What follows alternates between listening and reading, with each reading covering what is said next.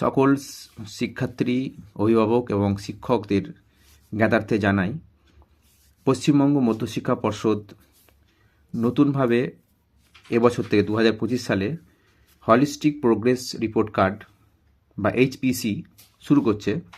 তো এই অনুসারে ক্লাস 6, 7 এবং 8-এর প্রথম পর্যায়ক্রমিক মূল্যায়ন এবং দ্বিতীয় পর্যায়ক্রমিক মূল্যায়নের নাম্বারে কিছু পরিবর্তন হচ্ছে।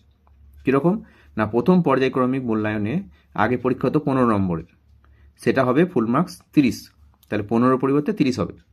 আর দ্বিতীয় পর্যায়ক্রমিক মূল্যায়নে আগে হতো 25 নম্বরের পরীক্ষা, এখন হবে 50 নম্বরে। ঠিক আছে। আর তৃতীয় পর্যায়ক্রমিক মূল্যায়ন এটা 70 নম্বর ছিল, 70 নম্বরই থাকবে। আবার বলছি, ক্লাস 6, 7 এবং 8-এর যে পর্যায়ক্রমিক মূল্যায়ন যে পরীক্ষাগুলো হয়, সেই পরীক্ষাগুলোর নাম্বার পরিবর্তন হচ্ছে। প্রথম পরীক্ষাটা 15 পরিবর্তে 30 নম্বরের হবে, দ্বিতীয় পর্যায়ক্রমিক মূল্যায়নের পরীক্ষাটা 25 নম্বরের পরিবর্তে 50 নম্বরে হবে, আর তৃতীয়টা একই থাকবে। ঠিক আছে, সকলকে ধন্যবাদ।